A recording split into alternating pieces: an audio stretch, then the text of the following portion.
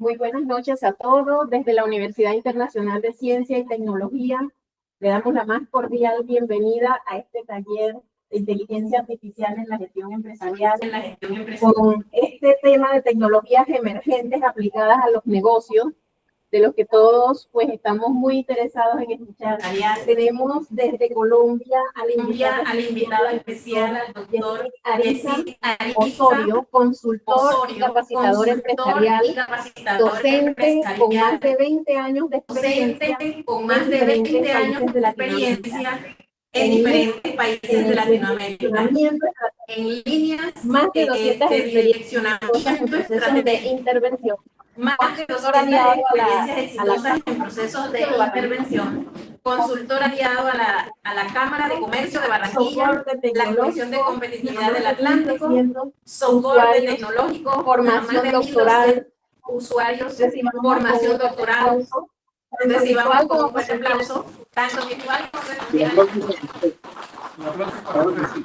Bien, buenas noches, ¿cómo están todos? Bien, buenas noches, ¿cómo están todos? Espero que muy bien. ¿Sí? Vamos a hablar de Espero que muy bien. Vamos a hablar de las tecnologías emergentes, pero aplicadas a los negocios. Vamos a tener este evento internacional en dos secciones. La primera, voy a comentar algo respecto a las tecnologías emergentes, cómo nacieron, de dónde salió este boom que estamos viviendo. Ojalá nos alcance el tiempo para hacer un ejercicio de prompt usando inteligencia artificial para hacer, por ejemplo, análisis de entorno. Y la segunda parte, después de 7 de la noche, se van a conectar unos colegas míos, expertos en analítica de datos.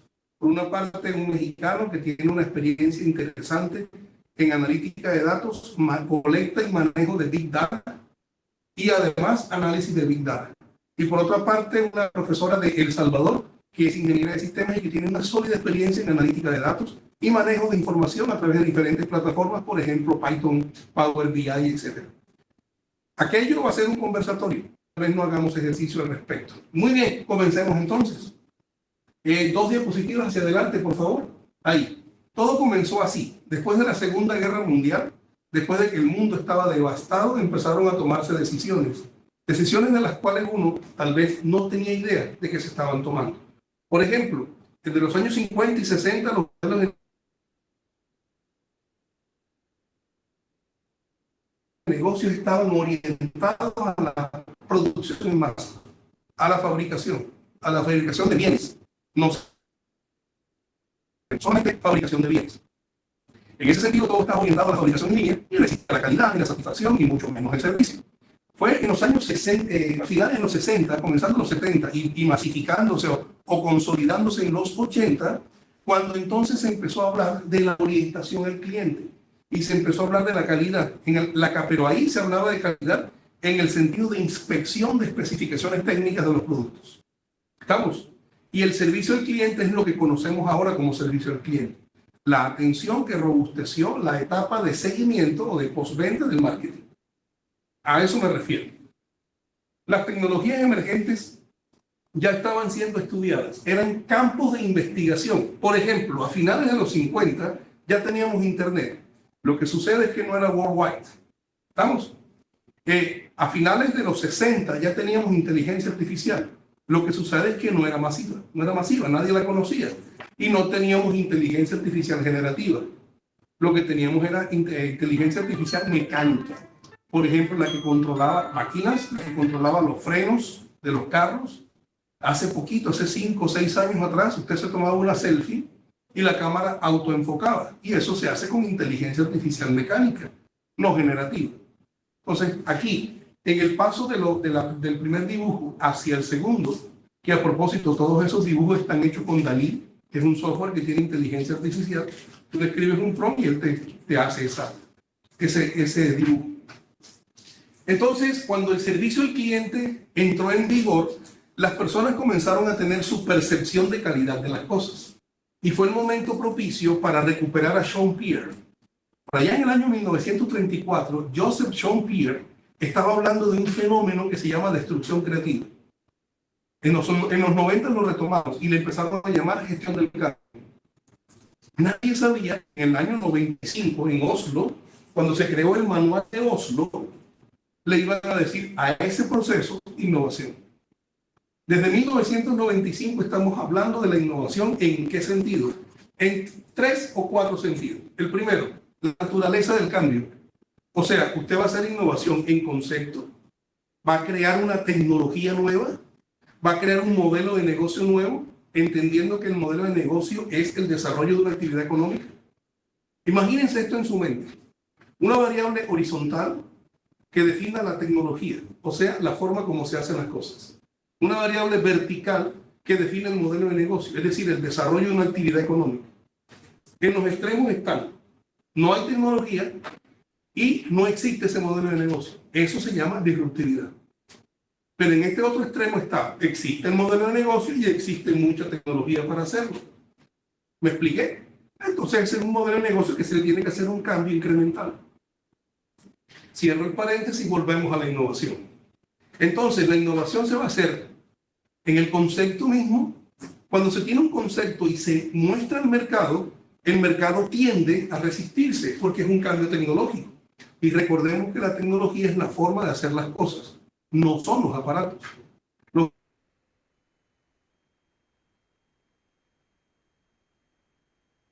Entonces, la tecnología que se usaba para cambiar las condiciones del mercado, sí, paso de concepto a condiciones del mercado. Es decir, que existan proveedores para que usted pueda desarrollar esa actividad económica nueva que antes no existía.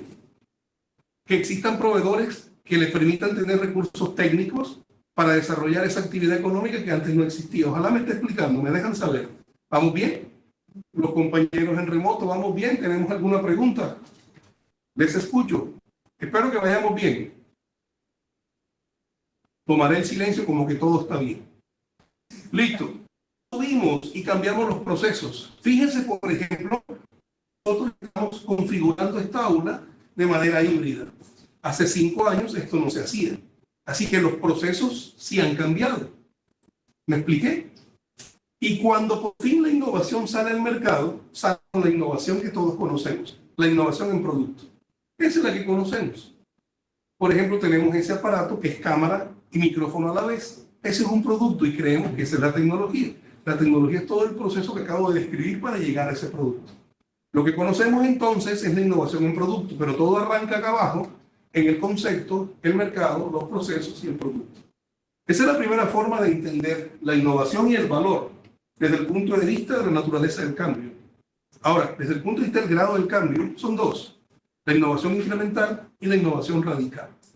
Desde el punto de vista de la fuente, son dos: la innovación directa y la innovación inversa. ¿Cuál es la innovación directa? La normal, que viene de los países desarrollados. Es muy normal, es muy lógico que China invente DeepSeek. No es tan normal, no es tan lógico que Colombia invente DeepSeek. No sé si me explico. Esa es la innovación inversa.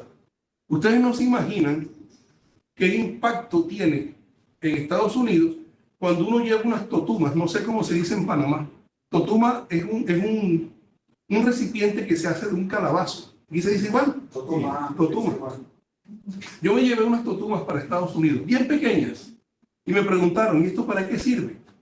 Les dije, para tomar café. No, no puede ser. Pues sirve el café. Y sirve el café en las totumas. Para nosotros eso es normal. Ellos me decían, oh my God, eso es innovación inversa. Ahora que yo no hice de eso un modelo de negocio y no exporté totuma. ¿Nos estamos entendiendo? Bien. Y la última forma de ver la innovación y el valor es, bueno, el tipo de innovación en el sentido de quién lo hace. La innovación puede ser cerrada, es decir, nosotros acá nos ponemos a elucubrar ideas hasta que encontremos una posible solución, o abrimos la innovación para que los 4 actores del sistema intervengan. ¿Cuáles son? La sociedad, que tiene necesidades, y esa necesidad emana hacia arriba. Se supone que el gobierno la cacha y le dice a la universidad.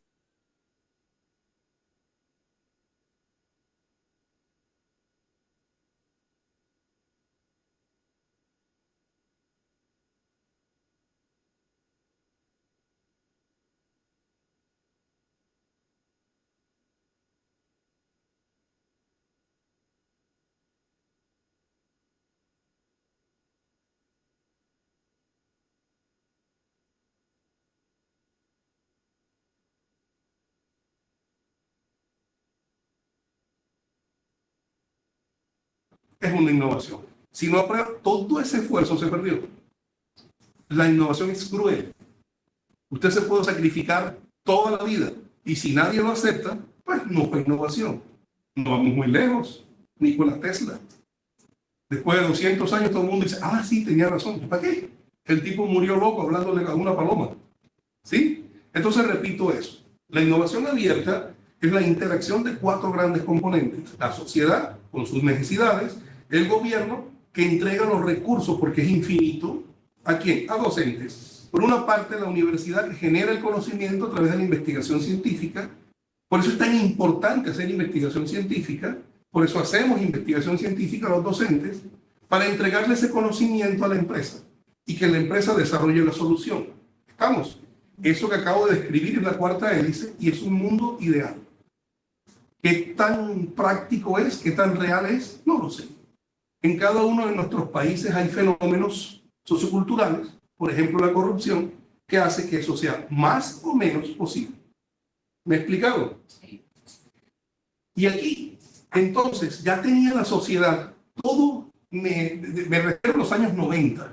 Del año 96 en adelante, la sociedad estaba ya lista para aceptar las tecnologías emergentes que comenzaron a ser diseñadas en los 70.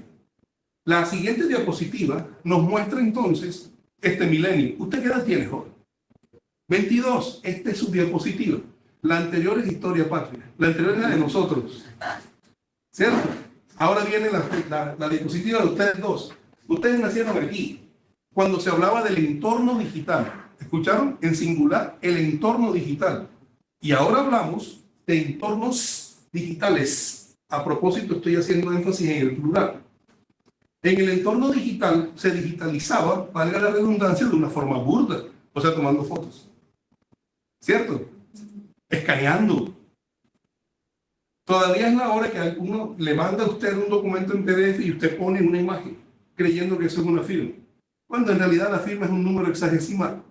De 23, de 64, de 48, no sé, de 96 dígitos. ¿Sí me explico? Bien. Pasamos acá al año 2010. Y entre 2010 y 2020, que se divide en dos. Las tecnologías emergentes salen. La primera tecnología emergente que sale es los negocios en la nube. ¿Por qué? Porque la gente aceptó la nube. ¿Usted tiene, profesor, datos en la nube? ¿Sí? En Google Drive. ¿Y en OneDrive? No, no usa OneDrive. ¿Es el de Hotmail? Sí. Ah, bien. Y cuando usted habla de la nube, ¿hacia dónde dirige la mano? ¿Hacia arriba o hacia abajo? Hacia arriba, a pesar de que la nube está abajo. La nube está en el lecho marino, porque la nube como tal no existe, ¿cierto, Gustavo? La nube es un cable de 1.5 metros de diámetro, por donde pasan fibras ópticas. ¿Cuántos cables de fibra óptica hay ahí? Eso se llama, cuando uno tiene eso, se llama data lake. Y eso necesita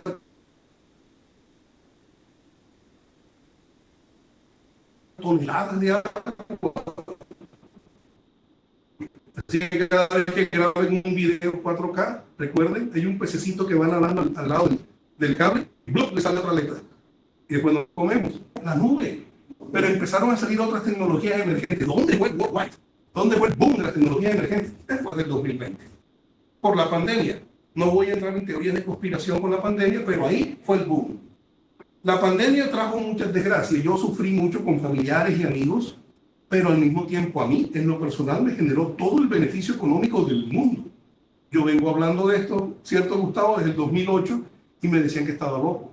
Y en el 2020 dijeron, oh, yo conozco un tipo que está hablando de esto hace años, contratémoslo. Lamentablemente el costo colateral de la pandemia fue tan alto que yo no quiero que pase de nuevo, pero fue una coyuntura especial. Bien, en la siguiente diapositiva veremos entonces cuáles son esas tecnologías emergentes, que de emergentes ya no tienen nada. La primera es la inteligencia artificial y el machine learning. Machine learning es una alegoría al aprendizaje de la máquina. Desde mi punto de vista, la máquina no aprende. La máquina busca, almacena, ordena de una forma extraordinariamente rápida. Para los ingenieros, investigadores, este campo de investigación se llama sistemas expertos y de ahí sale la inteligencia artificial y el machine learning. La segunda es la Data Analytics. Más tarde tendremos un conversatorio sobre Data Analytics. ¿Qué profesión tiene usted, profesor? Administración. Que es la mejor profesión del mundo, ¿cierto? Sí. Bien. Ahora, está de moda Python, está de moda Power BI, y todo el mundo quiere hacer cursos de Python y de Power BI. Yo te sugiero que aprendas estadística, porque si no aprendes estadística, no vas a saber nada, y cuando venga la moda de, no sé, vamos a suponer que el nuevo software sea XR21, te va a tocar hacer un curso de XR21. ¿Qué es Data Analytics? Estadística, descriptiva o inferencial. Si tú en una hoja en blanco con un lápiz no sabes hacer una correlación de variables, no importa cuántos cursos de Power BI hagas, no lo vas a lograr. ¿Estamos? La segunda es el Internet de las cosas. ¿Cómo me encanta el Internet de las cosas? Tenemos una cámara aquí. ¿Cómo se llama? La cámara es el Polycom. Eso es una cosa que se conecta a Internet. Digo yo, no sé, ¿se conecta a Internet? Sí, bien. La segunda, bueno, la primera cosa que se conecta a Internet que más usamos es un celular. Bueno, el suyo no, el celular de todos. Y luego el televisor. Nosotros los que tenemos más de 50 años, bueno, no sé qué edad tiene usted, no creo que tenga 50. No, está muy joven. No llegamos hasta allá. Por favor. Nosotros vemos el televisor como la televisión. Los jóvenes ven el televisor como la pantalla grande. ¿Sí o no? Nosotros hacemos todavía así, para simular un teléfono.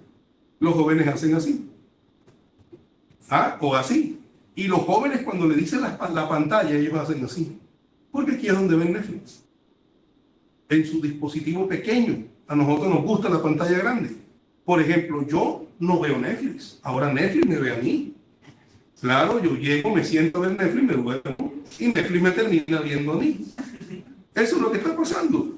Bien. Ahora, el blockchain lo usamos todos los días. Cada vez que cogemos el celular y lo desbloqueamos, ese es un código binario que se traduce como cadena de encriptamiento. O, como dice aquí, bloques de cadena. Blockchain. El tracking. ¿Cuántas veces usa usted tracking al día? Le voy a dar una pista.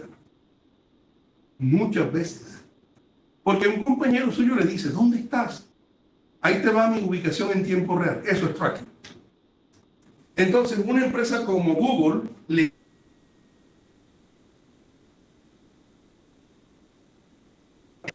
que usa tracking. Escuchen la combinación de palabras. Google creó un software que usa una tecnología que se llama tracking. Y a ese software le puso Google Maps. Otra empresa que ahora se me escapa el nombre, creó un software que usa tracking y le puso Waze. ¿Nos entendemos? ¿Estamos bien, Gustavo? Eso es tracking. Lo que pasa es que el tracking, nadie dice, mándame tu tracking. No, porque tracking es la tecnología que hace posible que funcione, por ejemplo, Google Maps, por ejemplo, la ubicación de WhatsApp y, por ejemplo, la ubicación de Waze. ¿Estamos bien? Y el tracking fue posible gracias al GPS, porque el GPS comenzó a finales de los 80. Ya el GPS es un abuelito, entonces no es una tecnología emergente, ya es una tecnología consolidada. ¿Estamos bien? Ok. La computación en la nube es derivado bueno, en inglés es cloud computing, y es el almacenamiento de datos. Seguramente los profesores y ustedes, los estudiantes, seguramente han hecho tareas colaborativas. Toman un documento en Google Docs, y usted escribe un párrafo y el otro escribe el otro, y van creando ese trabajo colaborativo se llama cloud computing. Vamos a pensar cómo utilizaría el cloud computing una pyme. Imagínense el inventario con la contabilidad de una pyme en Google Sheets. Cómo cambia la cosa enseguida. Ya se da cuenta uno que ese espacio en la nube se usa para cosas mucho más poderosas. Bien, la realidad aumentada, virtual y mixta. Lamentablemente no tuve a tiempo el presupuesto para comprarme unas gafas mientras viajé a México. Fueron 5 horas en un avión. ¿Cómo me hubiera gustado tener unas gafas de realidad mixta en la que yo me ponga las gafas y frente a mí vea una pantalla de 135 pulgadas y nadie más la vea, solo yo? Si tú buscas esas gafas, se llaman así. Por ejemplo, la marca más cotizada es Vision XR. Vale $500 la gafa. Vision XR. O Vision. Entonces, usted compra una gafa, ¿cómo la promociona? Que se conecta a su celular o a su laptop para jugar. Está bien, se puede jugar. pero tal vez usted la utilizaría para ir en un avión en un viaje largo y aprovechar y trabajar. Se puede usar con lo que usted quiera, porque la tecnología ni es mala ni es buena. Vamos a remontarnos unos 3.500 años atrás y los chinos descubren la pólvora. Ellos pensaban en romper montañas para hacer caminos. No, de pronto 3.500 años fue mucho. Vamos a ponerlo 1.200 años. Y los ingleses la usaron para matar al enemigo. Los franceses también. ¿La pólvora tiene la culpa de eso? No. ¿Las gafas XR, la inteligencia artificial tiene la culpa de eso? Por supuesto que no. La tecnología es un mecanismo de acción y tú le pones tu toque personal. Muy bien. Entonces, en la siguiente diapositiva veremos cómo la IA puede aplicarse en la operación de la empresa. Vamos del centro hacia afuera. La empresa necesita hacer 5 grandes actuaciones. Por una parte está la gerencia y la estrategia, crear la estrategia y controlarla. Seguidamente, realizar el producto, sea este producto un bien o un servicio. Eso estamos hablando entonces de producción y operaciones. ¿Vamos bien? La tercera forma es la gestión de los recursos humanos o del talento humano. Luego vienen las ventas o marketing y por último las finanzas. Cada una de esas 5 áreas funcionales de las empresas son susceptibles de ser mejoradas utilizando la IA. ¿Cómo? En la siguiente diapositiva lo veremos. No tienen que leerla toda, esta presentación la voy a compartir. Entonces miren, aquí están las áreas funcionales, esto es lo que debe hacerse y así se puede usar con IA. Eso para que no lo van a leer ahora, ¿no? Está muy pequeño, pero cuando reciban la diapositiva, léanlo con ojo crítico. Pero ¿cómo se usa la IA? Siguiente diapositiva. Así se usa la IA.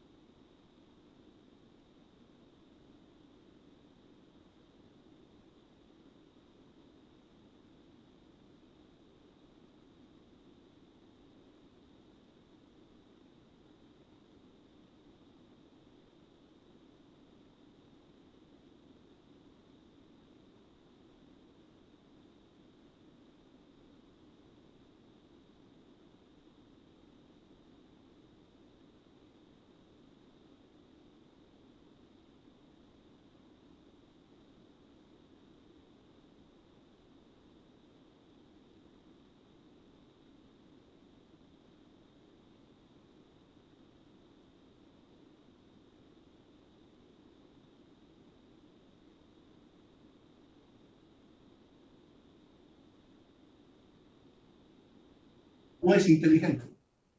Es un sistema que busca datos, ordena y almacena muy rápido. Eso es todo. Pero no critica, no discrimina lo que no es imposible. La única forma de razones somos nosotros los seres humanos. Hay formas de vida que piensan. ¿Han visto un perro soñar? Está dormido, hace eso es una sinapsis, ¿no? Producto de una actividad neuronal. Pero es un pensamiento bajito. Pero la reflexión son las de los humanos. Y la IA no reflexiona. En ese sentido, si tú le dices que eso es verde, él lo tomará como verde y no lo criticará. ¿Quién tiene? Por ahora, yo calculo que la singularidad a la que usted se refiere vendrá en los 2070 en adelante. Todavía no. Tomar conciencia de sí mismo es tan difícil que hay humanos que no son conscientes de sí mismos y tienen más de 20 años. No sé si usted conoce alguno. Yo conozco un par. Bien, entonces, debemos tener criticidad. ¿Qué significa tener criticidad? Significa que los críticos debemos ser nosotros. Usted tiene que tener el suficiente criterio para indicarle a la IA qué hacer, cómo y dónde buscar la información. Y esto es muy importante.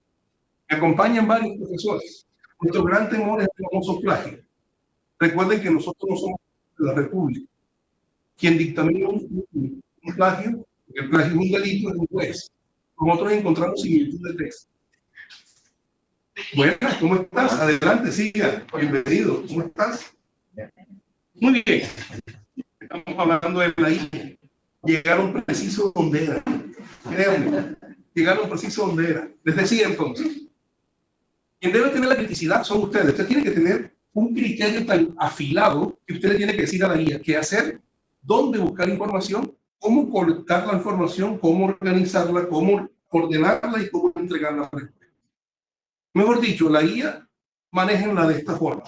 La IA, tú tienes que usarla para hacer cosas que tú sabes hacer, pero que no tienes tiempo. Así de claro. Entonces, estudiantes, egresados, voy a usar IA y tienes que usar la IA sabiendo qué vas a hacer, pero no tienes tiempo. Eso es todo. ¿Cómo se construye un prompt? De esta forma. Entonces, comienza con el perfil. Atentos. Vamos a imaginarnos que vamos a hacer un análisis de entorno. ¿Escucharon bien? Vamos a hacer un análisis de entorno. ¿De qué industria? Por ejemplo, de la industria textil. ¿Se entiende? Entonces yo comienzo con el perfil diciendo, en esta conversación actuarás como un experto en análisis de entorno, coma, con mucha experiencia en la industria textil. Punto. ¿Se entendió? 2 lineecitas es la primera parte del prompt. Si ustedes quieren seguido, o si no abajo de su redacción. Es decir, si ustedes manejan muy bien las puntuaciones, refiero a los signos de puntuación, los puntos seguidos, los puntos aparte, los puntos comas, las comas, háganlo corrido. Si no, hagan puro punto aparte, para que no se compliquen. Ahora verán, miren la diferencia. Actúa como un experto en análisis de entorno, coma, con mucha experiencia en la industria textil. Miren la diferencia. Actúa como un experto en la industria textil, coma, con mucha experiencia en análisis de entorno. ¿Se dan cuenta que son 2 personas diferentes? ¿Cuál de las 2 personas quieres que sea la IA? ¿Quién puede establecer eso? La única persona eres tú, con tu criterio. ¿Se entendió cómo es la cosa? Sí. Después del perfil viene el tema y las fuentes. Adelante. Por ejemplo, me dice, punto aparte, busca información en sitios oficiales de los gobiernos de Latinoamérica. Por ejemplo, no sé en Panamá, voy a hablar de Colombia, el Ministerio de Comercio, Industria y Turismo, el DANE. Asimismo, busca información en organismos multilaterales, por ejemplo, la CEPAL, el Fondo Monetario Internacional, el Banco Interamericano de Desarrollo, el Banco Mundial. ¿Se está entendiendo? ¿Quién está diciendo dónde buscar información? Tú, porque tú eres el que sabe. Lo que pasa es que no tienes tiempo de hacer eso. ¿Sobre qué tema?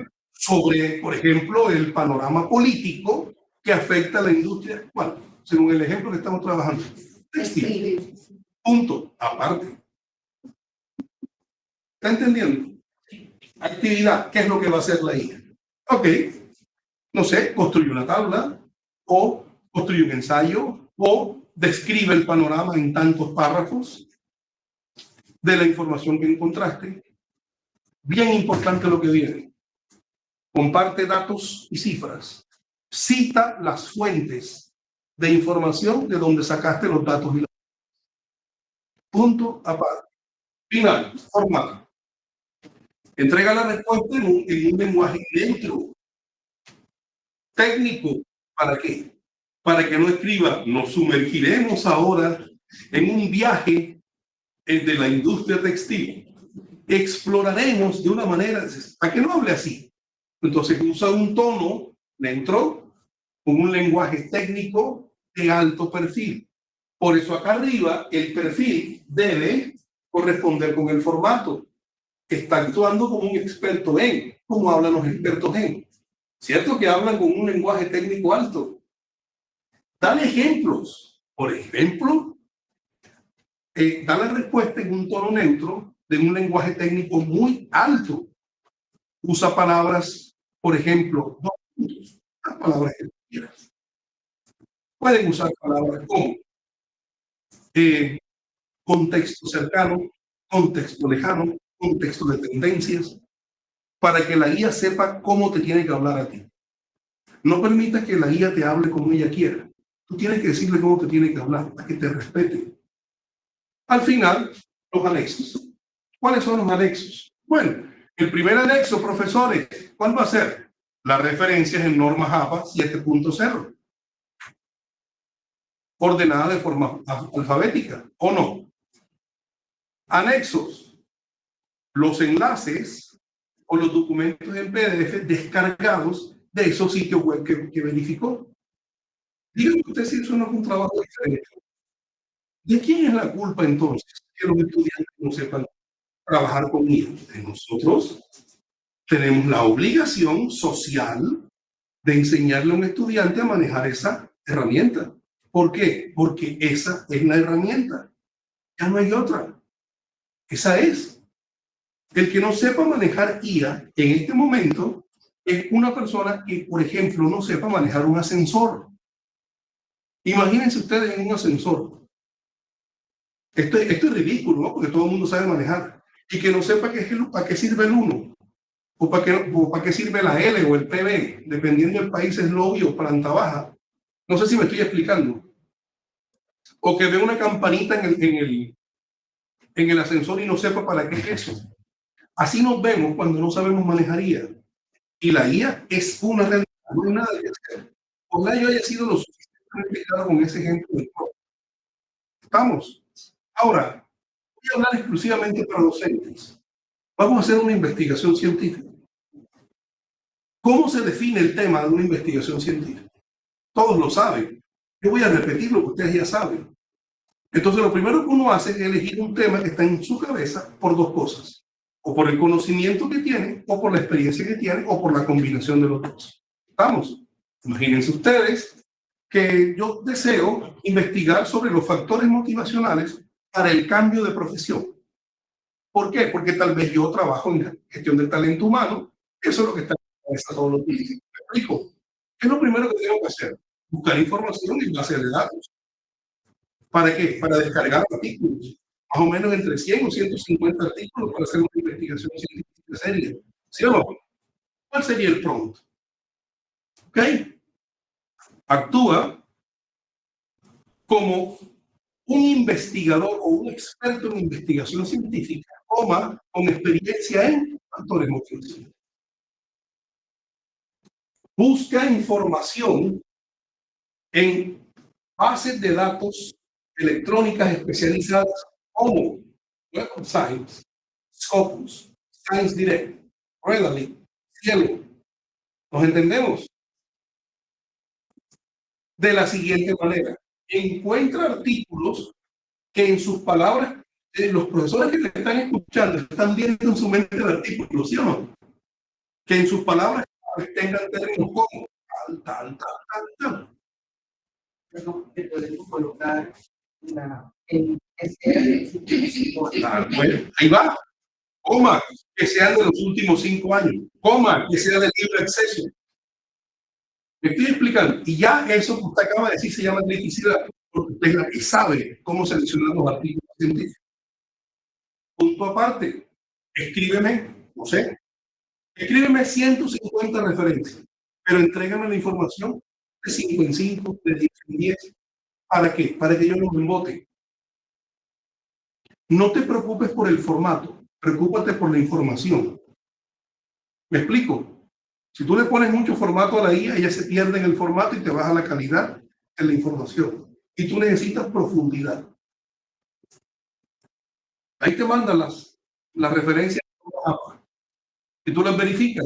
Hay que verificarlas. ¿Quién más las va a verificar? A ver, de cada 14 o 15 referencias que te manda, 3 salen malas. ¿Quién más la va a verificar? Tú. Ahora imagínate que ya tú tienes 100 documentos, todos verificados. Si yo fuera tú, ¿qué haría? Los descargo. Descargo en mi disco duro, en mi disco local, descargo 100 o 150 artículos científicos. Pero es que son Scopus, es que son WOS, es que son Science Direct, o son cualquier artículo científico. Entonces me cambio de software y uso un software que se llama Notebook LM, que utiliza inteligencia artificial, y le subo en bloques de 50 y le digo, analiza estas 50 fuentes que te acabo de compartir. Ahí el programa es un poco más suave. ¿Por qué? Porque soy yo el que le está dando la fuente. ¿Me expliqué? Los jóvenes, ¿qué es Notebook LM? Es como un I Love PDF, pero con esteroides. Tú puedes hacer lo que tú quieras con 50 PDFs. Entonces, ¿cómo se revisa un artículo para la revisión de literatura? Se hacen varias preguntas, pero las genéricas son: ¿qué se está investigando? Para identificar el objeto de investigación. ¿O no? ¿Qué resultados se han obtenido? ¿Qué metodologías se han usado? ¿A qué conclusiones se llegó? ¿Y cuáles discusiones propone? ¿Sí o no? Y cuando yo tenga 150 artículos revisados con esas preguntas, creatividad. Entonces yo digo, bueno, me parece a mí, yo tengo que tomar esa decisión. Me parece a mí que hasta ahora de este tema se ha investigado todo esto y creo que hace falta investigar esto. Y eso es el caso. Y ahí arranca la investigación. ¿Por qué no puedo usar IA para una investigación científica? El profesor Gustavo y yo ya tenemos mucha experiencia, para no decir años. Sí, no digas. Mucha experiencia en este negocio. ¿Cómo hacíamos investigación científica hace 25 o 30 años? Entonces cogíamos unos semilleristas, con 10 muchachos inteligentes, y a cada uno le ponías 10 artículos científicos y les decía, esta es tu nota del semestre, analízame este artículo de esta forma. No, así no es, analízalo otra vez. No, así no es, analízalo otra vez. Muy bien, tienen, no se califican de aquí del 1 al 5, del 1 al 10. ¿Al 10? Bien, perfecto. ¿Perdón? Ok, listo, tienes 5. Y si eso mismo hago con 10 estudiantes, ¿cuántos artículos revisé? 100. Eso no es lo que hacíamos hace 20 años. Lo que pasa es que ahora soy el semillerista porque yo no tengo semillerista. Tengo un notebook. ¿De qué te sirve un notebook LM si tú no tienes ni idea de preguntar? Te pongo un artículo científico enfrente y tú... No te sirve de nada la inteligencia artificial. Siga, Gustavo. Sí, profe, yo quisiera reforzar un poquito una cosita que ha dicho, porque son súper valiosas. Pueden pasar así tan rápido. Pero no tiene 100%, pero hay temas que son súper críticos hoy en día. Un tema fundamental, miremos la parte técnica de los algoritmos, es lo que él mencionó sobre pensamiento crítico. Cuando uso específicamente la palabra pensamiento crítico, sin criticidad, ese es el término que se usa en ingeniería en tecnología para la parametrización de los desempeños del rol, pero el pensamiento crítico. Entonces, no ha pasado de moda. El pensamiento crítico inició de manera formal en los 60, 70, personajes maravillosos, tremendo, que está con nosotros, que se llama pensamiento. La taxonomía de pensamiento fue uno de los conceptos más importantes de la psicología clínica de los años 70. Cuando el profesor Lutz de la Universidad de Estados Unidos, sus estudiantes hicieron hacer un aporte superando un poco, y todas sus aportaciones sobre la taxonomía fue ajustada. Ya no se usaba, por ejemplo, obviamente dicho nada más activos, verbos, objetivos, existencia. Y lo que diga el profesor es que obviamente la IA te va a repetir. La IA es súper elevada, siempre, de la mejor manera posible hacerlo. Sin embargo, si tú no tienes el conocimiento llámese de pensamiento crítico, informado en tu especialidad, tratamiento comunitario con el algoritmo, obviamente que la respuesta va a ser de bajo desempeño. Hay una respuesta, pero no va a ser del performance. Claro, va a ver la respuesta que le dije al profesor Michael al principio. Así te da una respuesta, pero si queremos un poco refinarlo, tendríamos que recurrir un poquito más a escalas. En América Latina estamos acostumbrados a usar los heurísticos,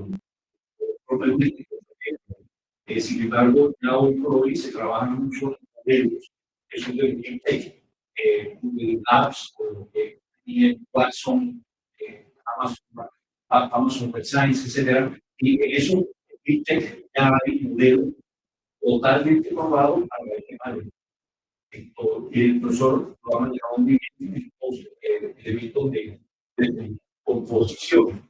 Pero realmente son. Pero espérate, si quieren más modelos, no se les gusta de claro, al final sería un mensaje muy humilde. O sea, hay que procurar siempre ser muy serio consigo y decir, tengo que tener la mayor fortaleza posible en mi especialidad, porque yo soy ingeniero, pero puedo atreverme a trabajar con ya temas de arqueología, por un sentido un poquito común, pero yo no soy arqueólogo. Por lo tanto, no tiene credibilidad. Así es, o la tengo muy baja. Pero para terminar y comenzar el conversatorio con mis colegas de México y de El Salvador, no sé si ya están conectados, si me pueden decir si están conectados, por favor. Oliver y Alicia están conectados. Ellos pueden hablar, los podemos escuchar. Bueno, comenzamos la sesión de ¿Estás ahí? Todos los profesores de Latinoamérica se eso, ¿no? Siga. Sí, es de Google. Es de la suite Google, Notebook LM. Mis estudiantes de Colombia están conectados, me deben estar escuchando. Ellos, toda esta clase, ya la han visto durante este semestre conmigo, porque la asignatura que ellos ven se parece a esta conferencia. De hecho, es el mismo nombre, Tecnologías Emergentes Aplicadas a la Gerencia. Estamos hablando de tecnologías emergentes aplicadas a los negocios. De mis estudiantes en Colombia, ya todos estos ejemplos lo hemos hecho de manera real y ellos han hecho tareas utilizando inteligencia artificial. Porque la idea es que nosotros, los profesores, saquemos al mercado profesionales mejores que nosotros. Solo dos personas en este mundo desean que tú seas mejor que él, padre y tu profesor. Bien, Oliver, Cristian, escuchan.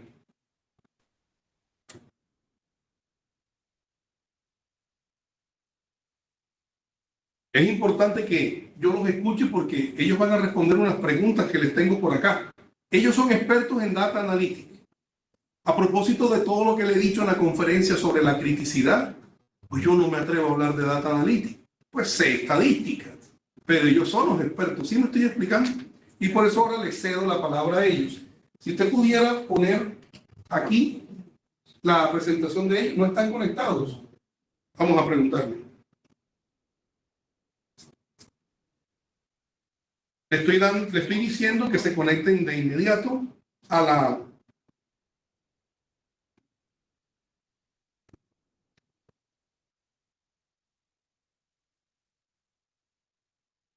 Mientras tanto, sigamos discutiendo mientras se conectan los invitados internacionales. Bien, entonces, respetados colegas, profesores, ustedes son egresados, ¿no? Yo. ¿Tú eres egresado? ¿Tú? Estudiantes, bueno, estudiantes egresados, público en general, como dicen en los circos. Sí, esto es abierto, ¿no? Lo más importante es que tenemos que entender que es prompt. Lo podemos hacer heurístico, básico, lo podemos tener unos algoritmos bien impresionantes. Eso depende de ti y tus ganas de aprender esto. Pero básico, lo mínimo que debes tener son estos tres elementos: criticidad, profundidad y creatividad. Por ejemplo, en México me preguntó un estudiante, yo le dije a un estudiante, ¿qué le preguntarías a una persona que tú admiras mucho? Porque eso es una guía. Entonces el muchacho entrenaba artes marciales mixtas y me dijo, yo quiero hablar con Ilia Topuria, no sé si saben quién es un campeón de peso ligero de MMA. Es de Georgia, pero es nacionalizado español. Ve, ¿cómo sabes de eso? ¡Qué excelente! Es de Georgia, nacionalizada por tu esposo, por tu hijo. ¿A ti te gusta el MMA? También. Él es fanático del Real Madrid, es el mejor equipo del mundo. Claro. A propósito de la conferencia, como soy un hombre que tiene un gran criterio y soy absoluto ignorante del fútbol, tienes toda la razón. ¿Ven ese silogismo? ¿Ah? Eso fue en modo Tolento Tony. Si A y B, si A, entonces B, ahí está. Tienes toda la razón. Además que estoy acostumbrado, yo le obedezco ciegamente a mi esposa. Diga. Yo digo, no es que tú sepas, sino que yo no sé nada. Así es. Me está diciendo uno de los invitados, Oliver Cervantes, que no puede unirse a la videoconferencia. Para que le dé, por favor, acceso. Entonces ella que decir, Topuria. No, el problema no es Ilia Topuria. El problema es el estudiante. Y le dije, bueno, tú eres fanático del MMA, admiras a Ilia Topuria, ¿qué le preguntaría? Voy a explicar creatividad. Entonces él me dijo, pues, ¿cómo le hace para perder peso? Que me sentí aludido, ¿no? Y yo dije, está bien la pregunta, pero sé más creativo para que Ilia Topuria sepa que tú sabes del tema y que estás interesado en el tema. Por ejemplo, yo no sé de eso, se nota que no sé de eso, pero pregúntale por el ácido láctico, por los aminoácidos, por las proteínas, por los carbohidratos. Mezcla esas palabras especializadas para perder peso, mete otra palabra más, cetosis. Créate una pregunta con esas 5 palabras y en ese momento tú eres creativo para preguntarle algo a la IA.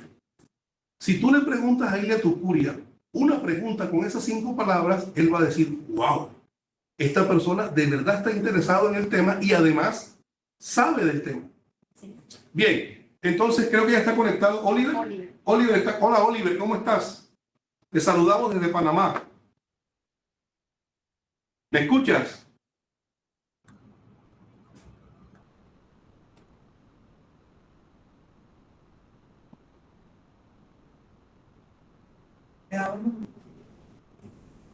Pero me confirma que está Oliver conectado. Bien.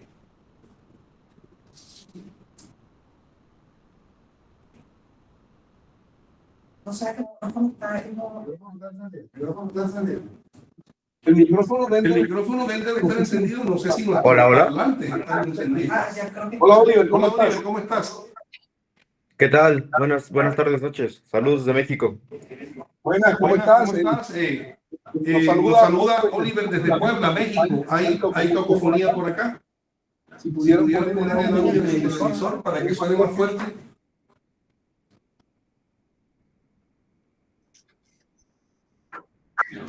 Me voy a permitir. Ahí está. Muy bien. Cerremos los demás parlantes, por favor. Tienen que cerrar o el de el proyector o el de televisión. ahora sí. ¿Ya? ¿Estamos bien?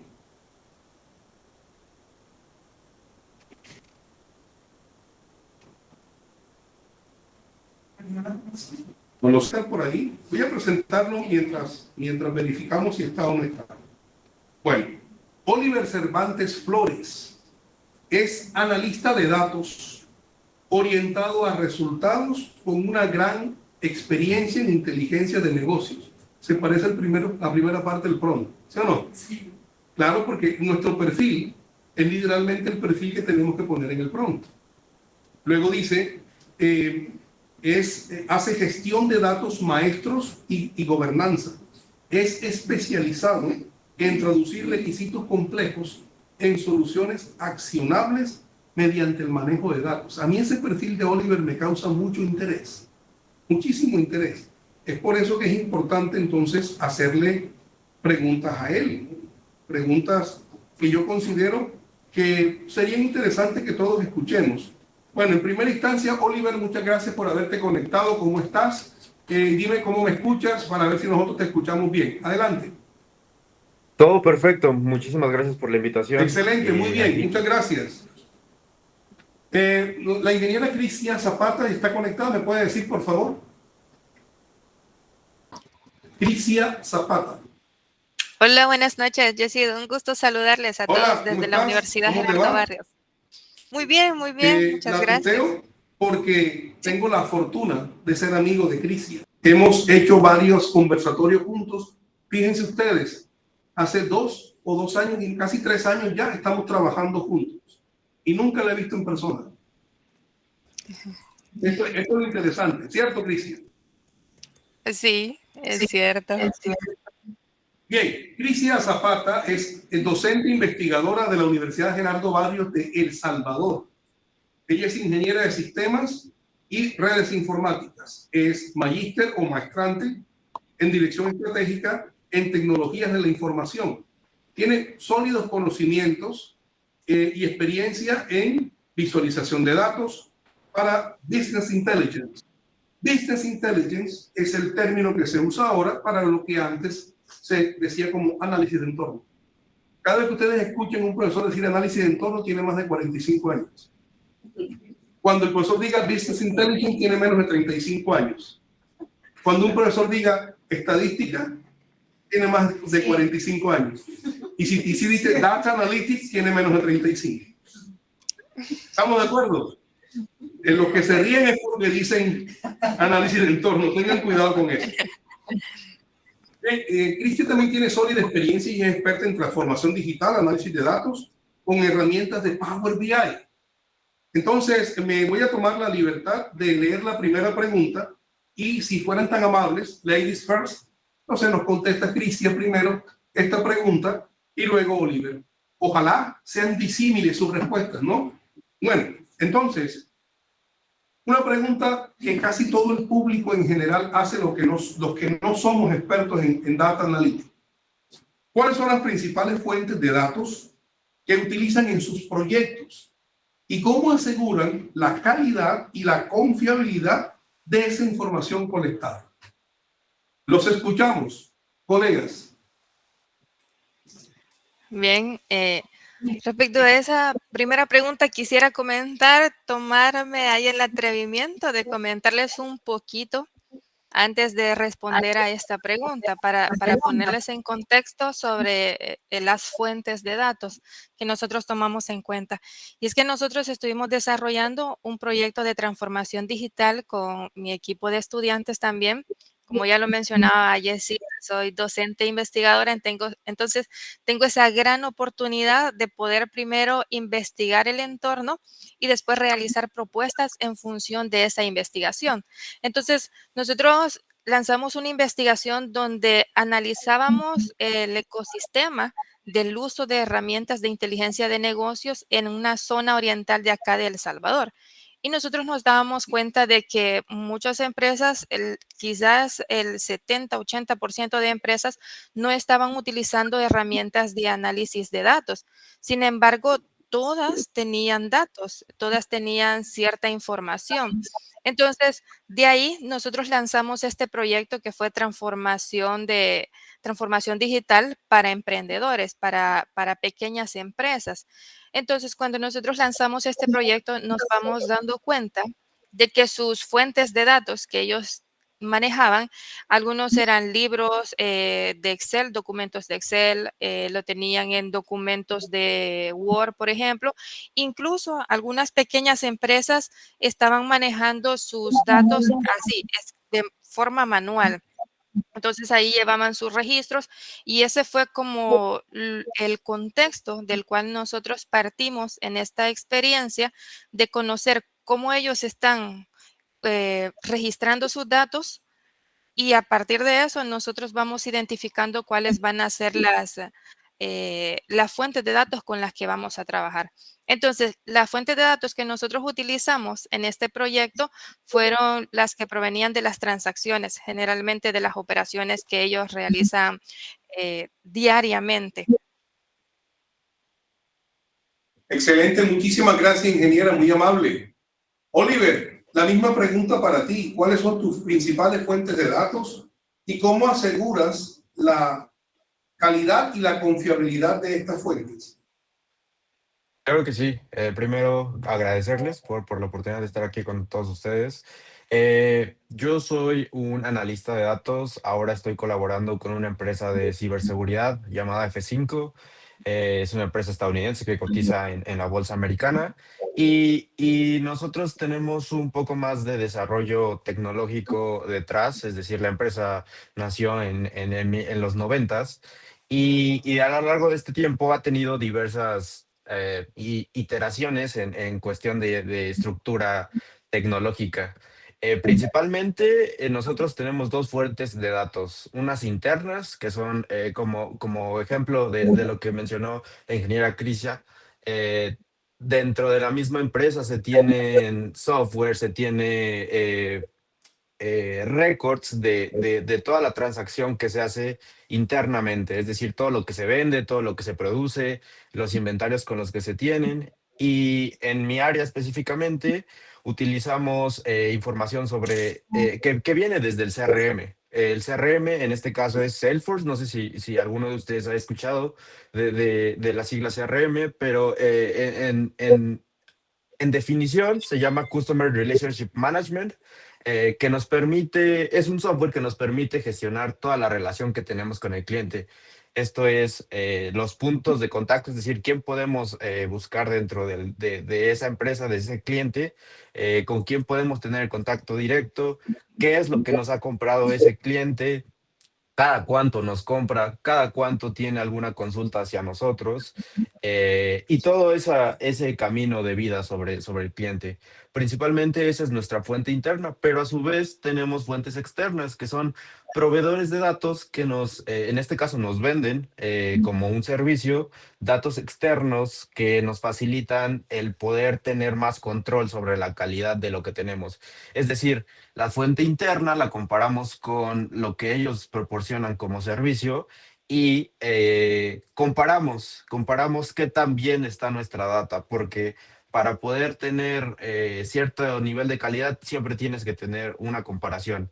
Lo que no se mide no se mejora. Entonces, en este caso, como yo me encuentro en el área de datos maestros, que es toda la data del cliente, nosotros hacemos una resolución de la identificación de cada cliente con ellos, les pasamos ciertos datos que nosotros tenemos, ellos nos lo mejoran y así utilizamos varias fuentes, pero también hacemos uso de datos abiertos, datos que están en la web, tenemos crawlers que nos permiten hacer uso de ese tipo de datos y esos son básicamente las dos fuentes con las que yo trabajo día a día.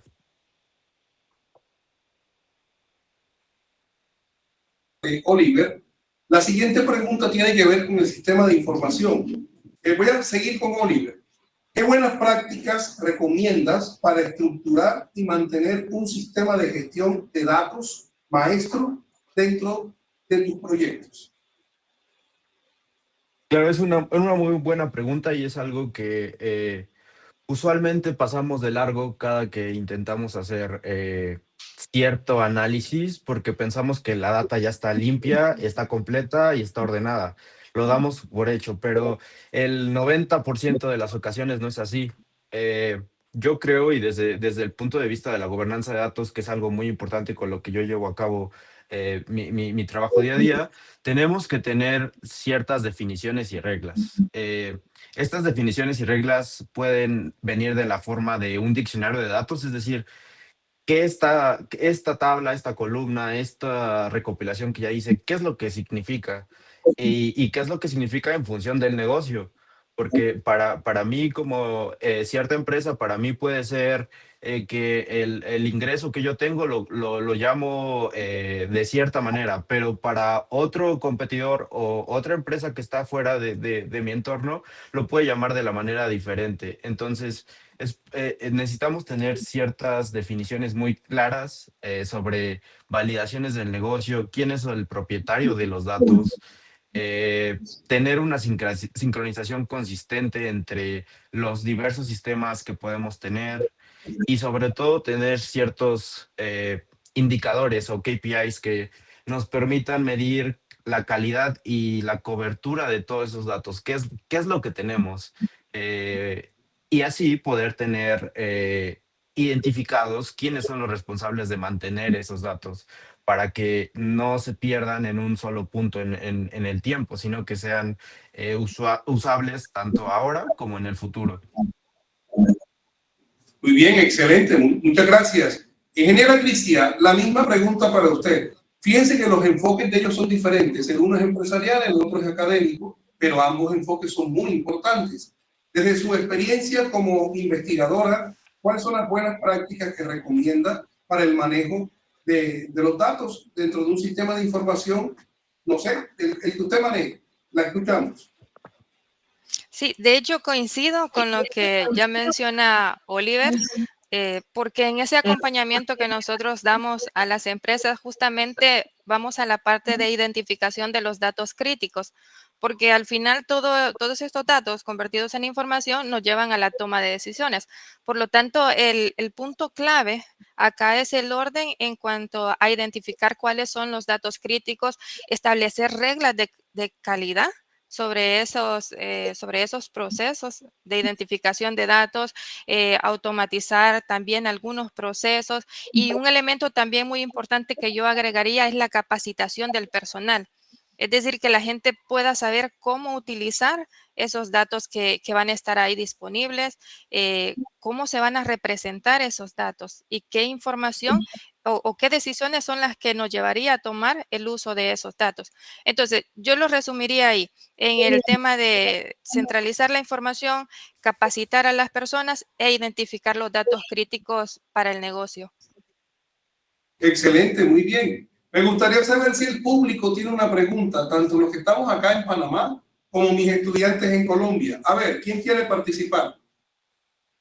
Solo tienen que levantar la mano. Ok, no todos al tiempo, uno por uno. Sí, nos atropellen, por favor, nuestros estudiantes de UNICIF, ¿se dice así? UNICIF. Bien, nuestros estudiantes del Politécnico de la Costa Atlántica, allá en Barranquilla, Colombia, la ciudad más hermosa del mundo.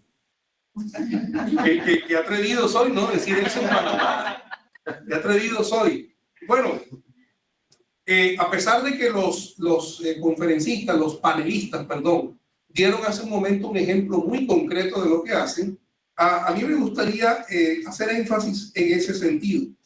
Por ejemplo, si nos pudieran compartir, comenzar, siguiendo con Cristian, nos pudieran compartir la experiencia más significativa que hasta ahora han tenido en colecta, organización, análisis y toma de decisiones con base en los datos. Comencemos con usted, ingeniera, si es tan amable. Muy bien, yo el ejemplo que les puedo comentar que para mí ha sido muy satisfactorio ha sido el acompañamiento a 5 empresas, a 5 pequeñas empresas. Nosotros hacíamos toda la parte del análisis de cómo ellos estaban funcionando desde sus fuentes que están utilizando. Entonces nosotros, al ver cómo ellos estaban trabajando, algunos de forma manual, nosotros propusimos dentro de este proyecto de transformación digital el desarrollo de una plataforma e-commerce, y que esa plataforma e-commerce fuera la que generara sí, a través de la cual se generaran los archivos para luego hacer la aplicación de la inteligencia de negocios. Entonces, podíamos hacerlo de 2 formas. Uno era utilizando o trasladándolos a una herramienta o enlazándolos a la herramienta de Power BI para hacer ahí los análisis de datos, pero también algunos optaron por incrustar o trabajar dentro de la misma herramienta de e-commerce en el panel administrativo. Nosotros desarrollamos el módulo para la visualización de los datos. Trabajamos con estos empresarios de la mano, de tal manera que nosotros nos sentamos y les preguntamos cuál es la información que para ustedes es relevante para la toma de decisiones. Y de acuerdo a lo que ellos nos iban indicando, nosotros sacábamos ahí los indicadores claves, y esos eran los que tratábamos de mostrar en el dashboard que nosotros les dejamos a ellos en el panel administrativo de esta plataforma de e-commerce. Lo que tratamos de hacer fue integrar, por lo mismo de que el cambio muchas veces para ellos puede ser de que saltamos de una herramienta a otra y apenas la estamos aprendiendo. Entonces, una de las estrategias que para nosotros fue muy valiosa en este proyecto fue dejarles a ellos dentro de la misma plataforma de e-commerce un módulo que les permitiera a ellos analizar sus datos, les permitiera a ellos descargar los archivos de todas las transacciones que se van generando y ellos se van familiarizando con esos procesos. Y si más adelante a ellos les parece interesante y dicen, bueno, queremos realizar otro tipo de análisis que acá no lo estamos haciendo, porque el análisis que se estaba haciendo ahí fue a nivel de código. Entonces nosotros lo programamos y ya dejamos ahí cuáles son los indicadores de acuerdo a lo que ellos nos habían comentado. Entonces, les dejamos la posibilidad de descargar todas las fuentes de datos para que al hacer o al requerir nuevos análisis, ellos pudieran enlazarlos a Power BI, por ejemplo, para generar otras visualizaciones, otros análisis. Entonces, ese proyecto ha sido muy interesante para nosotros porque creo de que hemos hecho ese aporte a los empresarios. Nosotros, en la investigación que hacíamos, identificábamos de que ellos no estaban utilizando las herramientas. Y sucedía de que cuando nosotros les preguntábamos a ellos, decían, es que los costos pueden ser muy altos, es que nosotros aprenderlo se nos va a ser difícil. Entonces, una de las labores de la academia es aportar, ser agentes de cambio en nuestra sociedad. Entonces nosotros dijimos, si ellos no dan el paso, entonces nosotros tenemos que dar ese paso, acercar estos procesos de transformación digital a las empresas, porque lo que queremos es que ellos puedan innovar y que puedan competir en características o en condiciones mejores con otros competidores ya de la mediana o empresas más grandes. Entonces, este ha sido un proyecto que a mí personalmente me ha marcado con mi equipo de trabajo.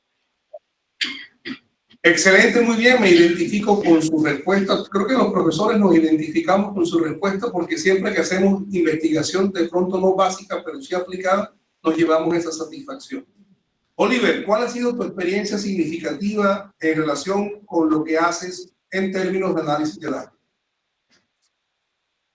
Le comento la más reciente. En la empresa donde ahora estoy colaborando, tuvimos un incidente de seguridad. Y la pregunta de negocio fue, ¿a quién buscamos? De nuestros clientes, a quién le mandamos la información de lo que sucedió?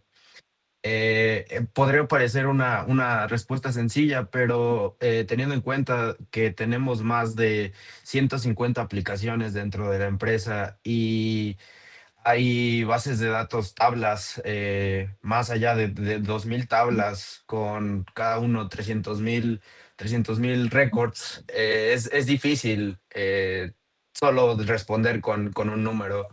Entonces, durante un largo tiempo tuvimos un equipo que nos enfocamos en asociar todas las fuentes de datos internas, buscar dentro del negocio qué exactamente necesitaban, es decir, cómo categorizaban ellos, los que toman las decisiones, un cliente importante al cual tendríamos que brindar esa comunicación y esa parte trasladarla a código que incluía todas las fuentes de datos de estas aplicaciones que ya mencioné. Y, y es algo importante, o es un proceso que llevó un, una larga búsqueda sobre información, no solo en los datos, sino en también entender el negocio, en también entender qué es lo que está usando un vendedor, qué es lo que está usando un directivo, qué es lo que está usando el mismo desarrollador de las aplicaciones y qué intención le dan ellos a los datos. Eh, Como resultado, dimos un dashboard, como el que menciona la ingeniera. Utilizamos en este caso la herramienta de Tableau, que también es una herramienta de inteligencia de negocios para visualizar. Y a su vez a los mandos directivos se les dio un paper, un documento donde se decía cuál fue nuestro proceso, cómo lo hicimos y a su vez también se les proporcionó una hoja de cálculo para mayor dinamismo en su actuar, para que ellos mismos pudieran hacer filtros como lo hubieran necesario y así poder llegar al resultado que ellos esperaban. Muchísimas gracias. Bueno, fíjense, 300.000 records. Es como tener una tabla de Excel con 300.000 filas. Eso me hubiera vuelto loco, ni si hubiera aprendido eso. Seguimos con Oliver. Una pregunta ya para nosotros que no somos expertos como tú en análisis de datos.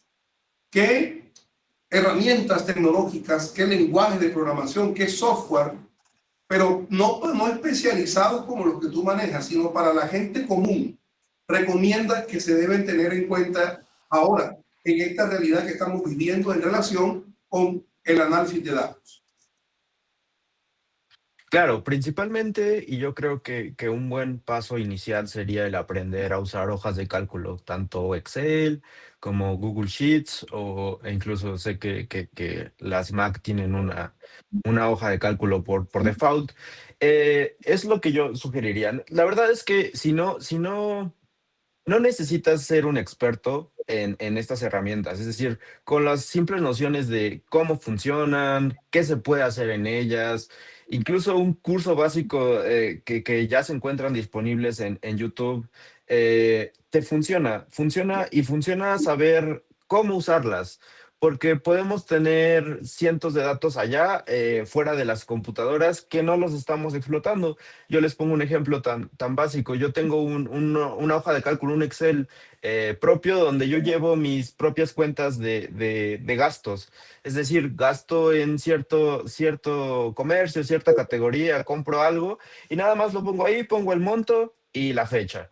Y eso me sirve para que a largo plazo yo pueda hacer ahí mismo en el Excel una gráfica muy básica de, oye, ¿cuál fue el mes en el que yo más gasté? ¿O en qué fue lo que yo más gasté durante 2023, 2024?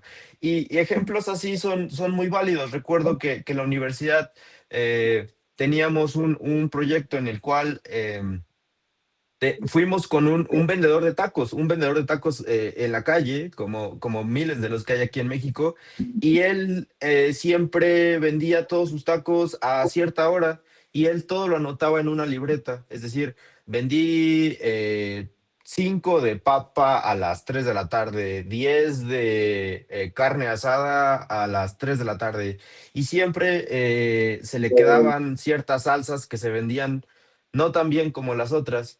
Entonces, como proyecto, fuimos con él y le dijimos, oiga, señor, usted, o sea, lo que vimos de potencial es que usted lleva la cuenta de todo lo que vende en una libreta.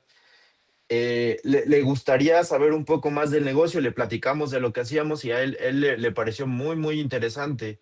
Entonces, lo único que hicimos con él ya tenía un manejo de las computadoras, él sabía un poco de tecnología, pero nunca había usado una hoja de cálculo. Nosotros le enseñamos lo básico, es decir, cómo funciona, cuáles son los apartados que incluye el Excel, cómo podría generar una gráfica muy rápida. Y le dijimos, señor, usted puede introducir en cada una de estas columnas la información que usted desee, y usted incluso puede llevar su control de gastos e ingresos aquí mismo. Con esa herramienta el señor la empezó a usar, y luego otro equipo le intentó, lo transfirió a que en lugar de hacerlo manualmente en una computadora, lo podía tener en su dispositivo celular.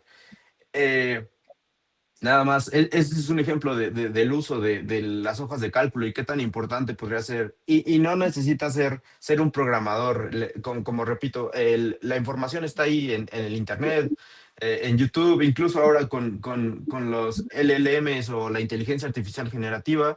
Puedes buscar o preguntar, hacer un prompt de decir, oye, soy un estudiante principiante sobre las herramientas de hojas de cálculo. ¿Qué me recomiendas aprender primero? Y así generar un camino y un paso a paso de cómo integrar esas herramientas a tu día a día. Muchísimas gracias, Oliver. Muy amable. Bueno tu consejo. Ingeniera Alicia, la misma pregunta. ¿Qué herramientas, qué software nos recomienda a las personas que no somos expertos como usted en analítica de datos? Bien, yo creo que lo primero, antes de hablar de la tecnología o de la herramienta, es clave entender el valor del dato, porque quien entiende el valor del dato va a cuidar mejor la información que se genere. Entonces, Si, como lo mencionaba Oliver, si alguien comprende qué puede obtener con ese dato, con ese conjunto de datos, qué decisiones puede tomar en menos tiempo, entonces luego nos vamos a la parte de las herramientas. Podemos iniciar con herramientas básicas también y de hecho así lo hago con mis estudiantes. Nosotros iniciamos con Excel, vamos descubriendo los procesos que ellos conocen. Les digo, ustedes han trabajado con gráficos de barra, con gráficos de dispersión, con los gráficos de dona. Entonces, vamos a analizar qué podemos hacer con estos datos. Entonces, comenzamos en ese proceso y decimos, bueno, tenemos acá una hoja donde vamos a registrar los productos.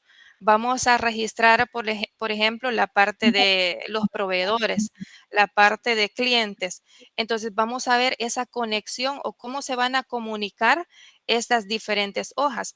Pero sucede que Excel tiene una limitante en cuanto a la cantidad de registros que se pueden manejar.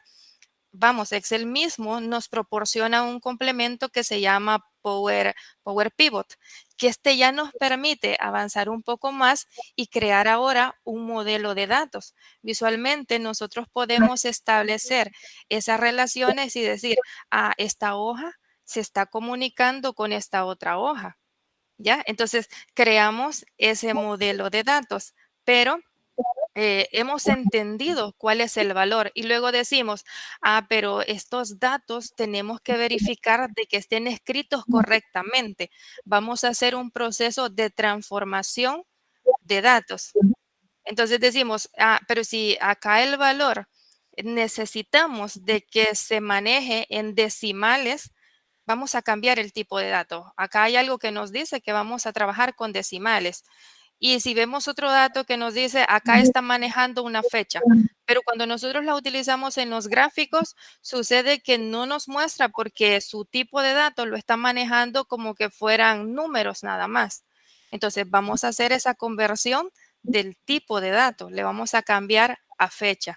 Y así lo hacemos con los diferentes datos que estamos utilizando, hacemos ese proceso que le llamamos nosotros ETL, que es el proceso de extracción, transformación y carga, lo que viene a ser una limpieza de datos y prepararlos para que cuando generemos las visualizaciones, estos se puedan generar de la forma correcta. Porque algo que yo siempre le digo a los muchachos es que cuando nosotros vemos, por ejemplo, el tema de la inteligencia artificial de ChatGPT, está diseñada siempre para dar una respuesta, siempre nos va a dar una respuesta, pero somos nosotros los que tenemos que validar el resultado que nos está dando.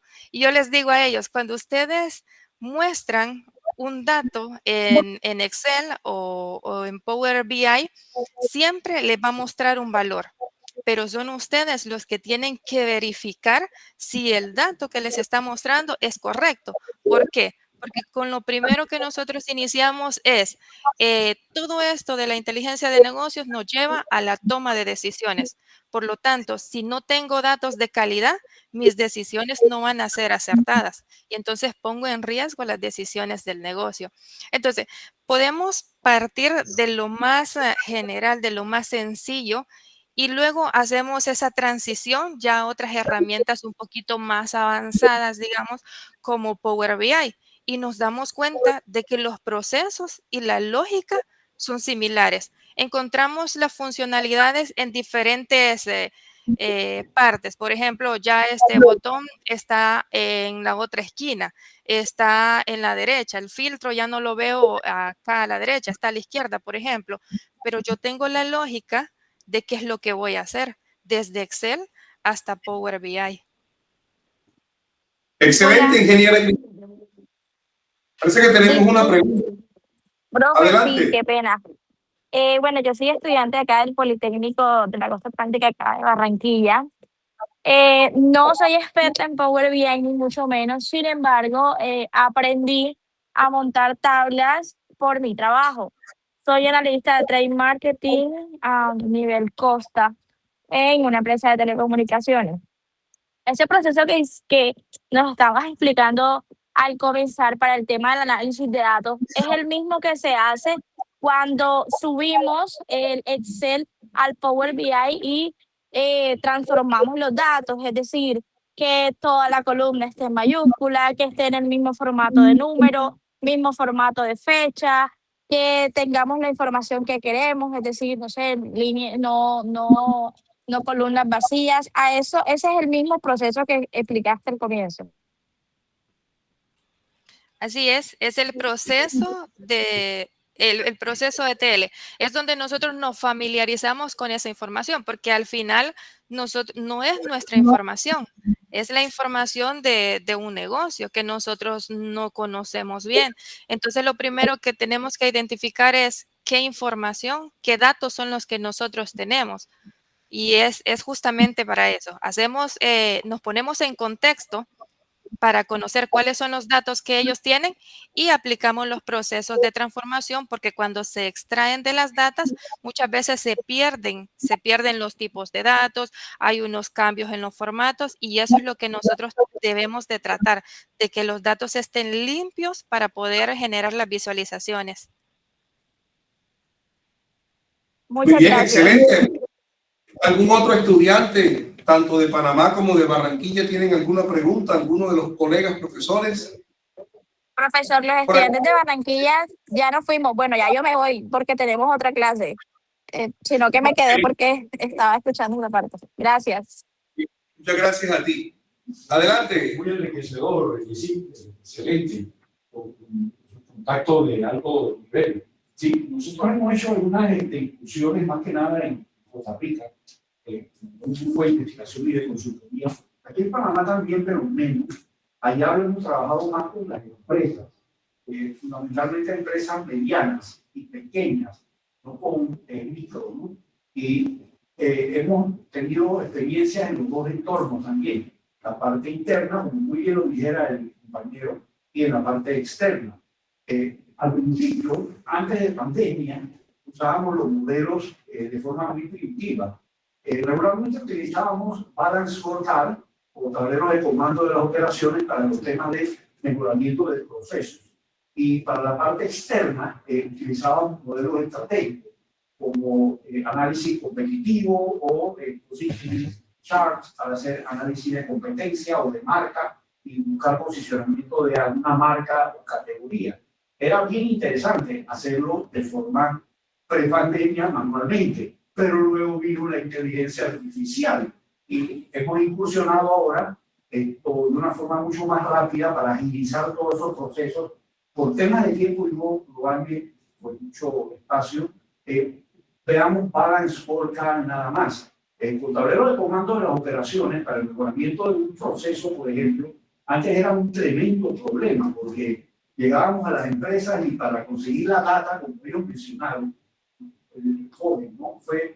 Era difícil porque se trataba de buscar esto a nivel interno todo lo posible, pensando en los ERP, pensando en los CRM, pensando en las intranet, pensando en los WMS, los Warehouse Management System, etcétera, etcétera. Y con esa data, entonces teníamos un equipo y había que hacer lo que dijo la ingeniera de todo el proceso de filtrado de los datos y la normalización para proceder con lo que sigue a nivel de las perspectivas de Norton, todo el tema de Balance Scorecard. Pero con la IA todo se ha vuelto un poquito más sencillo y obviamente que a nivel de la data crítica, ellos mencionan que es súper complejo hacerlo manual y hay que sufrirlo. Hay que limpiar mucho los datos, montar completo. Hay empresas que tú le ves el caparazón y cuando tú le pides la data, el desorden, de todo, ¿no? Así es. Pero bueno, gracias a Dios, ahora con la IA podemos utilizar softwares incluso para podernos hacer de la data y agarrar la data y dárselo al amigo. El amigo es el algoritmo. El amigo es el va el ERP, ahí te va el WMS, ahí te va el intranet, ahí te va el CRM, ahí te va y lo alimentamos de eso. Como si fuera un asistente virtual.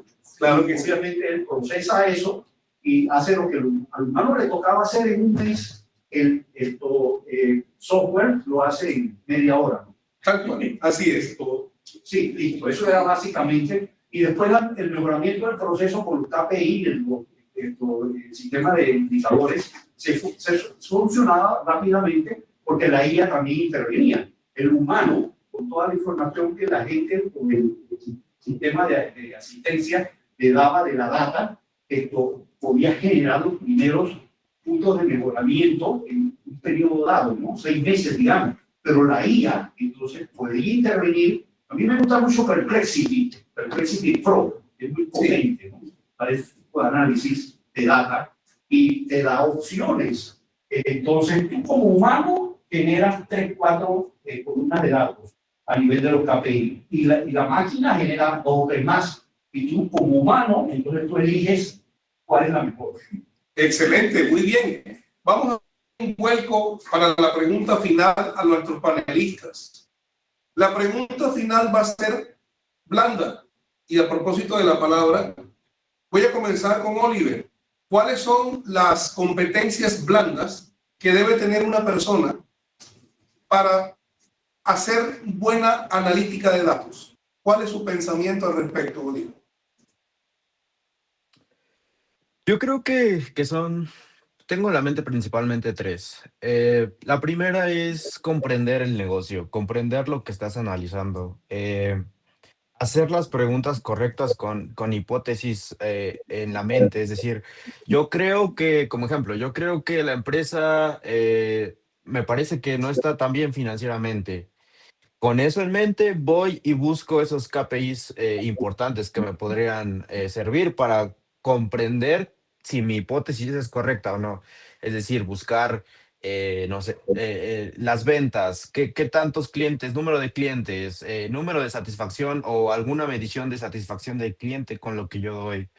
Eh, y a su vez, esto va de la mano con la comunicación, es decir, tener comunicación con el negocio, pero también comunicación de los datos, tener visualizaciones claras, hacer una narrativa con las visualizaciones, es decir, una gráfica por sí sola no me dice mucho. Si no tengo el contexto de la gráfica, de qué es lo que estoy demostrando con esas gráficas, con esos números, no voy a poder tomar decisiones de manera correcta.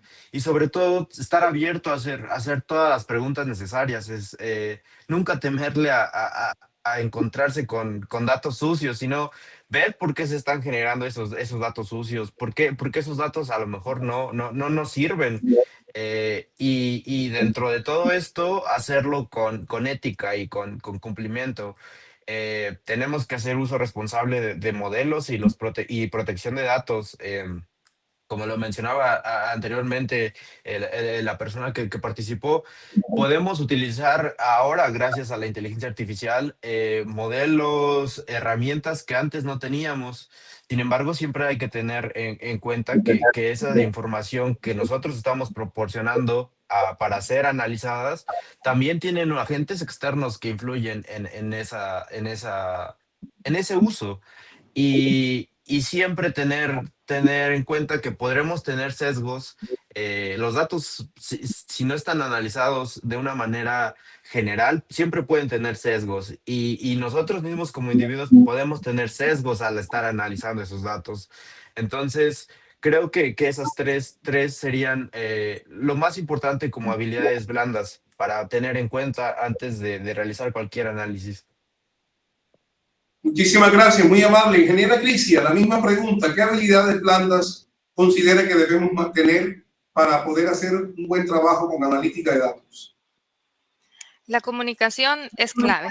Siempre, siempre la comunicación, entender los procesos de negocio, pero en esa búsqueda de comprender los procesos de negocio, muchas veces se da la situación de que digamos, el empresario comienza a explicar y él quiere que exactamente se replique el proceso digamos, en la transformación digital. Por ejemplo, él dice, yo lo hago de esta manera, yo tomo decisiones porque cruzo esta información. Entonces, ahí es donde entra también la parte del uso de la inteligencia artificial. ¿En qué sentido? Y yo lo aplicaba con mis estudiantes. Les decía, ustedes no son expertos, por ejemplo, en esta área del negocio. En el área, si vemos el tema de recursos humanos, ustedes no son expertos, pero tenemos herramientas como la inteligencia artificial que nos podrían dar algunas ideas de cuáles pueden ser indicadores claves para hacer un análisis descriptivo, por ejemplo. Ustedes le pueden preguntar y le pueden decir, eres un encargado, digamos, del área de recursos humanos y quieres hacer un análisis descriptivo si tienes estos datos. Ojo, no es pasarle la data. Solamente le estamos diciendo, si tú cuentas con estos datos, si tú cuentas con, por ejemplo, el nombre de la persona, tú tienes un ID, tú tienes el tema de, por ejemplo, la satisfacción que tiene y otros campos más, otros datos más. Y les puede preguntar qué tipo de análisis descriptivo puedo hacer. Entonces le lanza algunas recomendaciones y esa información solo es una guía. ¿Por qué? Porque al final estos dashboards, estas visualizaciones que nosotros creemos, tienen que responder a las preguntas del negocio. Entonces vamos con la persona encargada de la empresa y comenzamos a comunicar toda esa información que nosotros hemos identificado y luego nosotros vamos a generar esas visualizaciones que puedan representar de mejor manera lo que ellos quieren conocer. Otro elemento también importante que siempre yo les digo a los chicos es consideren la forma en que se presentan los datos en cuanto a los niveles de información, identificar dentro del mismo proceso de información, de comunicación, cuál es la información más importante para ellos. O sea, porque nuestra forma de leer visualmente tiene un patrón de recorrido. Nosotros comenzamos viendo desde la parte superior y de alguna manera decimos, por ejemplo, si vemos un sitio web, pocas veces nos vamos hasta el final. Tiene que haber información muy interesante que nos llame la atención para irnos hasta el final. Entonces, nosotros identificamos que hay información de primer nivel, de segundo nivel y de tercer nivel. Entonces, ¿qué es lo que vamos a colocar al inicio? ¿Qué es lo que es más importante para el negocio? Entonces, nosotros lo colocamos al inicio. Y todo eso se descubre a través de la comunicación. La otra habilidad es la ética en el uso de datos. Eso es muy importante, porque nosotros no somos los dueños de los datos, sino que es el negocio. Entonces, el tema de confidencialidad, el tema de ética en el manejo de los datos, eso siempre va a ser un factor clave que no tiene que ver con la tecnología, sino que tiene que ver con nuestra calidad humana. Muy bien, excelente. Colegas Oliver y Crisia, muchísimas gracias por haber aceptado esta invitación y participar en este conversatorio.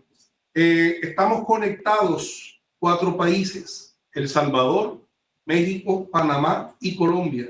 Estamos haciendo una actividad internacional que mueve unos indicadores interesantes para esta universidad UNICIT y también para la universidad en Colombia. Y bueno, una vez más, gracias por haberse conectado. Un saludo muy especial a Osmil Coreas, si está conectado. Te escuchamos, ¿estás por ahí? Un saludo. Hola, muy buenas noches. Gracias por haberme invitado a este magno evento en el que, como tú dices, estamos varios países reunidos y contamos con la presencia de expertos que nos están comentando sus experiencias en cuanto al análisis de datos, ¿verdad? Eso es muy bueno porque de ello aprendemos cada uno de nosotros. Gracias, Yesid, gracias a todos los organizadores y les deseo los mejores éxitos en todas sus actividades.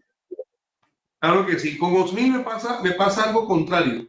A él lo conocí en el 2012, en persona, y no lo he vuelto a ver más. Todos nos vemos siempre por cámara. En cambio, ahora nosotros conocemos a las personas por cámara y nunca la vemos en la vida real. Esta es la sociedad del futuro. Peter Drucker estaría feliz. Llegó, se hizo realidad su libro, Gerencia en la Sociedad Futura. Les agradezco mucho habernos atendido.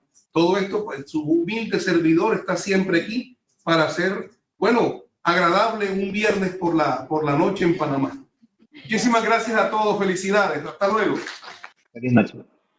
Gracias, feliz noche, un placer. Gracias. Ya de que lo esperamos en Panamá. Sí, aquí en Panamá nos está esperando, el profesor Michel se encarga de todo. Bien, entonces vamos a armar el viaje. Venga, Sí, así es. esperamos. Muchísimas gracias, doctor Messi, en nombre de nuestro rector, el doctor Williams, y en nombre, bueno, de todos los profesores